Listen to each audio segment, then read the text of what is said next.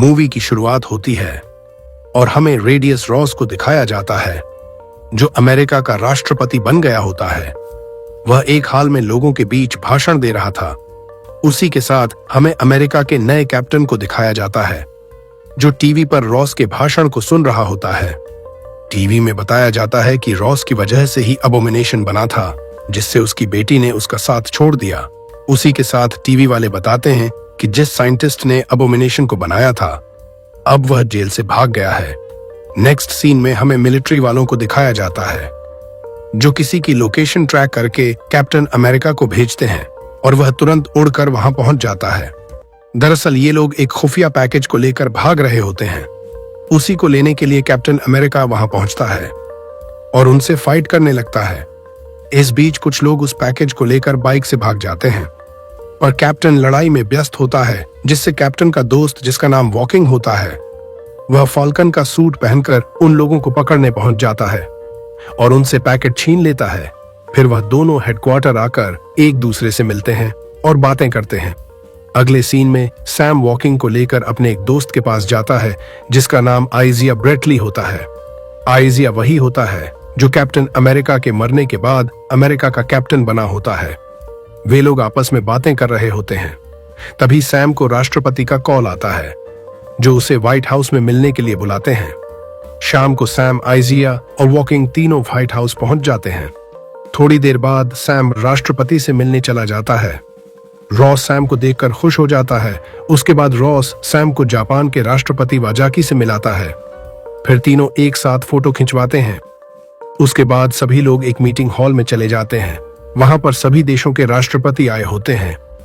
Ross उनसे कहता है कि कुछ साल पहले इंडियन ओशन में जब सेलेस्टियन उभरा, तो उस पर कई देश अपना हक जमाने की कोशिश करने लगे और वहां पर रिसर्च सेंटर लगा दिए। लेकिन जापान ने सबसे पहले उसकी धातु को बाहर निकाला, जो वाइब्रेनियम से भी कई गुना ताकतवर है, लेकिन उसे जापानियों द्वारा चुरा लिया गया। तब हमारे कैप्टन ने उसे वापस लाया, जिसका नाम है एडमेंटियम, जो पृथ्वी के पूरे नक्शे को बदल सकता है। सेलेस्टियन वही होता है जो इंटरनल मूवी में पृथ्वी को नष्ट करने के लिए निकला था, लेकिन इंटरनल ने उसे रोक दिया था। रॉस भाषण दे रहा होता है। तभी आइजिया बेकाबू होकर रॉस पर गोली चलाने लगता है, पर रॉस को गोली नहीं लगती और वहां पर भगदड़ मच जाती है। तभी आइजिया वहां से भागने लगता है, पर पुलिस उसे घेर लेती है। वह सैम से कहता है कि मैंने यह सब नहीं किया, मुझे नहीं पता कि यह सब कैसे हुआ, और पुलिस उसे पकड़कर वहां से लेकर चली जाती है। अगले दिन सैम वॉकिंग से सीसीटीवी कैमरा चेक करने को कहता है। जब वॉकिंग रिकॉर्डिंग चेक कर रहा होता है, तब वह देखता है कि आइजिया के मोबाइल का स्क्रीन बार बार चमक रहा होता है। वह तुरंत सैम को यह बात बताता है। तभी सैम पर एक आदमी हमला कर देता है और उसे मारने की कोशिश करता है।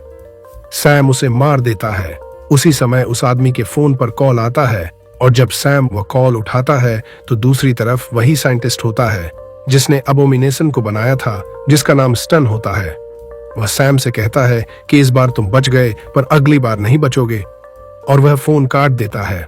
इधर हम रॉस को इंडिया और पेरिस के लीडरों से एडमेंटियम के बारे में बात करते हुए देखते हैं, जिसमें वे लोग अमेरिका के साथ अपने गठबंधन को तोड़ने की बात कर रहे होते हैं।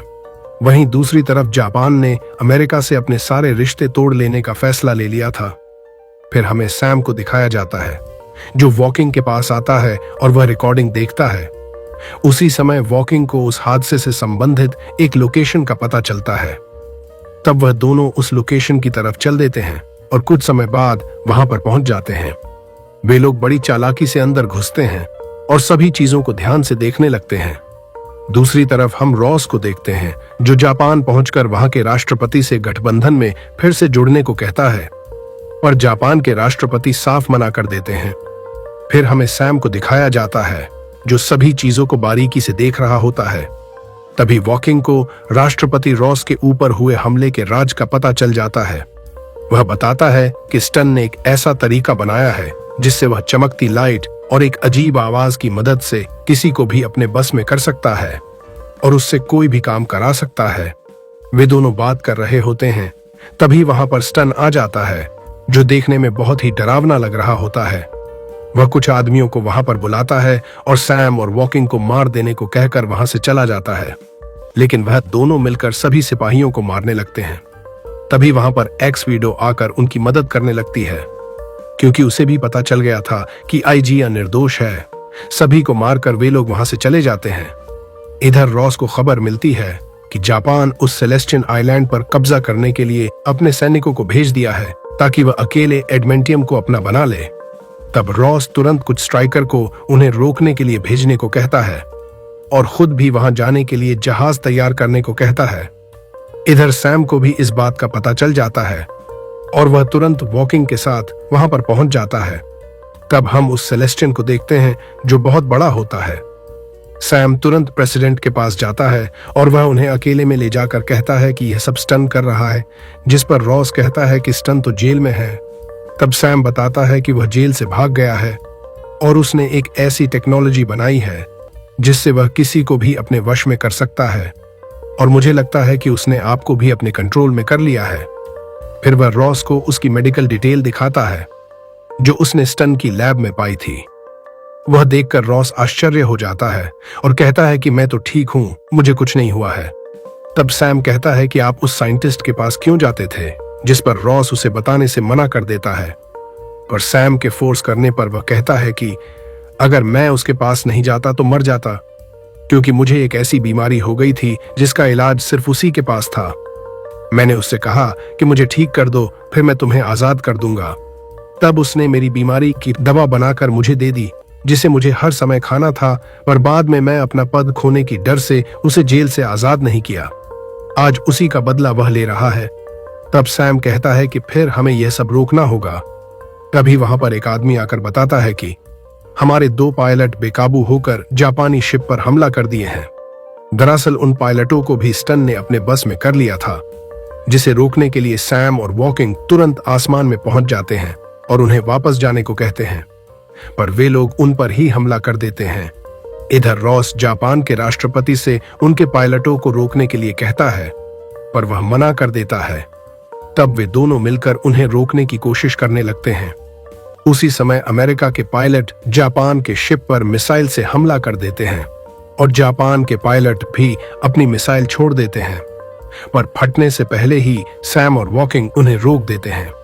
तभी अमेरिका का पायलट अपनी आखिरी मिसाइल छोड़ता है, जिसे रोकने के लिए वॉकिंग जाता है और मिसाइल रोक देता है, पर उसके फटने से वह घायल होकर समुद्र में गिर जाता है। तब सैम सभी पायलटों को एक एक करके उनके जहाज से बाहर निकालकर जहाज क्रैश करवा देता है। जब खतरा टल जाता है तो रॉस अपनी शिप लेकर वापस चला जाता है, जिस पर जापान वाले भी वापस चले जाते हैं। फिर हमें वॉकिंग को दिखाया जाता है, जो बुरी तरह घायल हुआ रहता है।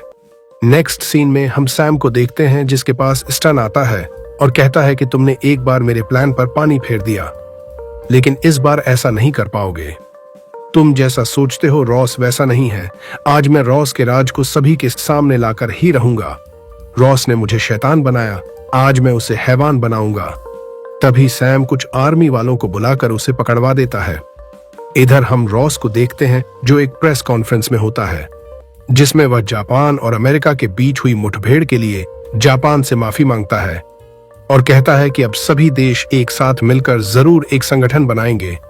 तभी वहां पर रॉस और स्टन के बीच हुई बातचीत की ऑडियो चालू हो जाती है, जिसे सुनकर रॉस बेकाबू होने लगता है और उसके सिक्योरिटी वाले उसे रोकने की कोशिश करते हैं, पर वह नहीं रुकता है और वह धीरे धीरे रेड हल्क में बदलने लगता है, जिसे देखकर सभी हैरान हो जाते हैं। और जब वह पूरी तरह से रेड हल्क में बदल जाता है तो वहां पर तोड़ फोड़ करने लगता है, जिस पर वे लोग उस पर गोलियां चलाने लगते हैं। तभी वहां पर कैप्टन अमेरिका आ जाता है और रेड हल्क को रोकने की कोशिश करने लगता है, पर वह भी उसके सामने टिक नहीं पाता है। उसी समय कुछ ड्रोन वहां जाकर रेड हल्क पर हमला करने लगते हैं, पर वह उन्हें भी फोड़ देता है।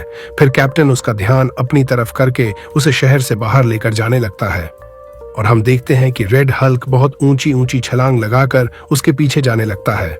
बाहर आकर कैप्टन उसे समझाने की कोशिश करता है, पर वह उसकी बातें नहीं सुनता है और उन दोनों में एक बार फिर एक जबरदस्त फाइट चालू हो जाती है, जिसमें सैम अपने वाइब्रेनियम के पंखों की मदद से रेड हल्क का खून निकाल देता है, जिस पर गुस्सा होकर रेड हल्क उस पर लगातार वार करने लगता है और उसे बहुत बुरी तरह मारता है। रेड हल्क इतना ज्यादा गुस्सा हो जाता है कि वह उसका एक पंख तोड़ देता है। तब कैप्टन बड़ी मुश्किल से उसकी पकड़ से बाहर निकलता है। रेड हल्क गुस्से में आकर एक बार फिर कैप्टन पर हमला करने जाता है, पर कैप्टन अपने पंख से एक जोरदार हमला करता है, जिससे एक बहुत बड़ा धमाका होता है और रेड हल्क जमीन में धंस जाता है और वहां की सभी चीज नष्ट हो जाती हैं। कुछ देर बाद वहां पर बैकअप टीम पहुंच जाती है। तभी रेड हल्क फिर से जमीन से बाहर निकलता है, पर सैम उसे जाकर समझाता है, जिससे रेड हल्क के अंदर रॉस को अपनी गलती का एहसास होता है और वह फिर से पहले जैसा हो जाता है। इधर सैम के दोस्त को भी छोड़ दिया जाता है और रॉस को जेल में बंद कर दिया जाता है और वॉकिंग भी अब ठीक हो गया होता है। इसी के साथ यह मूवी यहीं पर समाप्त हो जाती है।